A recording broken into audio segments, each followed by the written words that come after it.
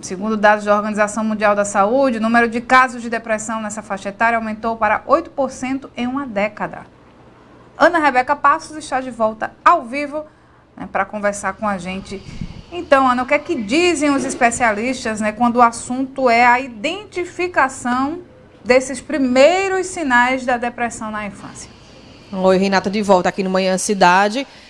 Ficar atento aos sinais, tá? Tanto dessas crianças como também dos adolescentes. E a gente traz esse cenário, principalmente nessa questão agora de volta às aulas, tá? No período da escola, onde esses sintomas podem ficar ali, né, mais aparentes. Então, esses pais precisam ficar atentos. E aí também, Renata, de acordo com a Organização Mundial da Saúde, a organização apresentou esse dado de que em todo o mundo, 1 em cada 7 jovens de 10 a 19 anos enfrenta algum transtorno mental. O dado que você trouxe também aí, não é, de entre 6 e 12 anos, os casos aumentaram de 4,5% para 8% em uma década. Então é preocupante. Mas também tem um lado positivo, porque esses pais estão ficando cada vez mais atentos a esses sinais. A gente bate um papo agora com um especialista para entender melhor esses sintomas, como identificar e também como tratar. Fabiola Batista, psicóloga clínica e escolar.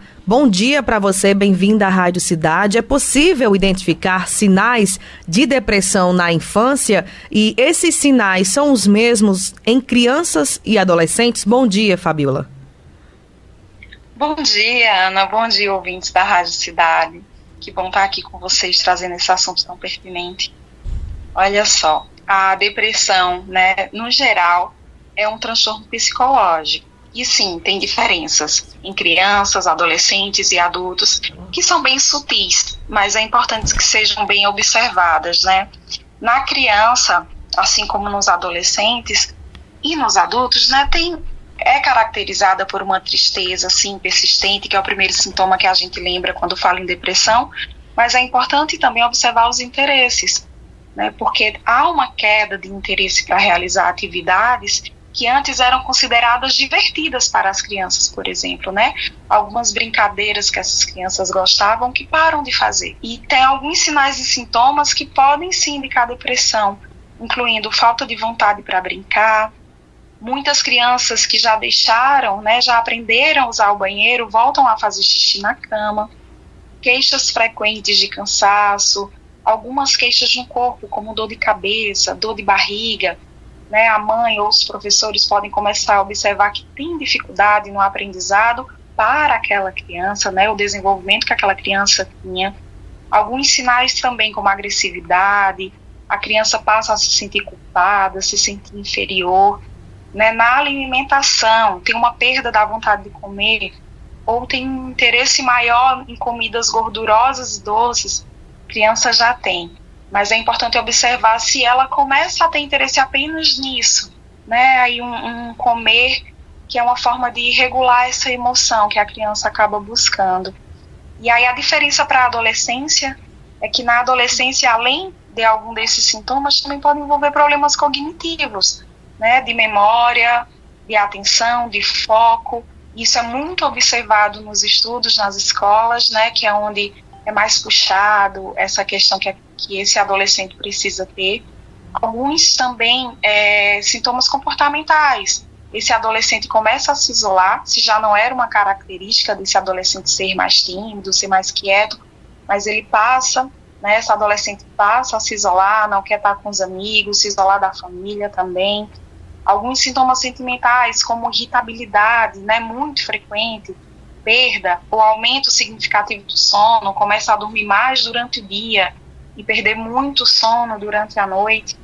Então essas coisas são muito importantes observar e também se vêm juntas, né? Se caracteriza de uma forma conjunta. Esses fatores isolados podem sim ser uma fase, ser algo contextual que essa criança ou adolescente está passando.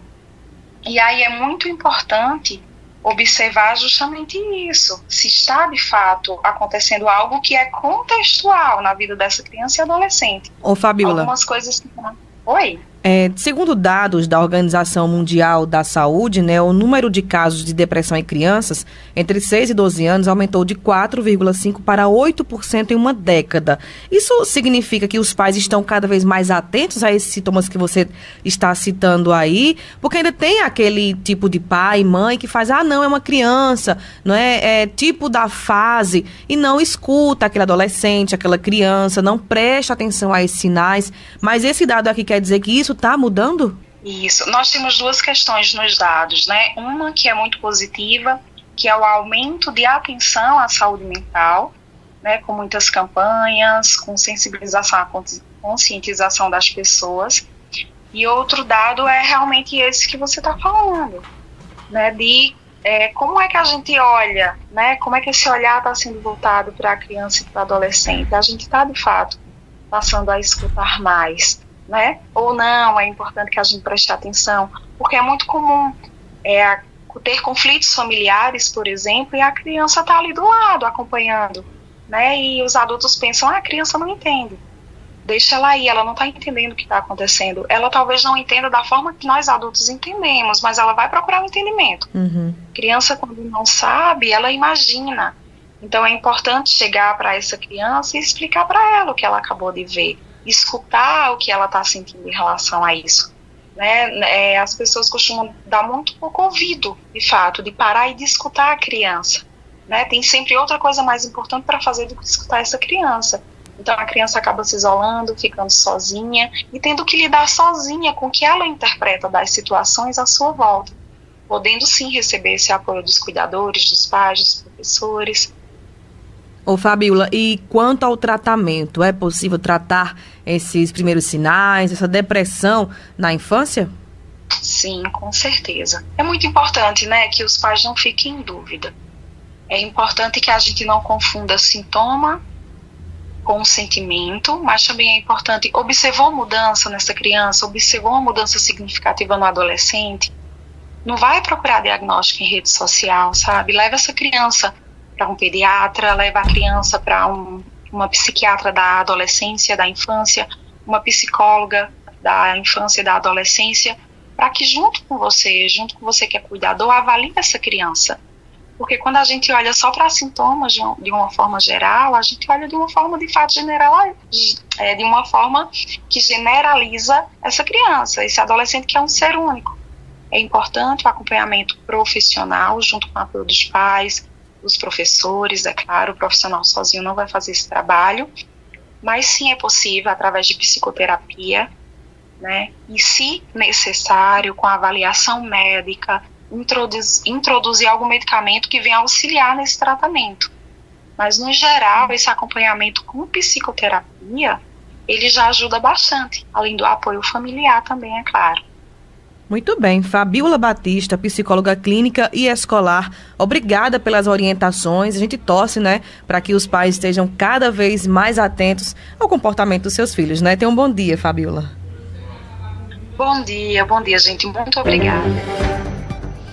Tá aí, né? São orientações interessantes, importantes, para que esses pais fiquem atentos aos sinais. E como, só para reforçar mesmo o que a psicóloga disse, é interessante não levar na brincadeira, né? Ou passar por isso, é apenas uma fase desse menino, dessa menina, isso, né, daqui a pouco passa.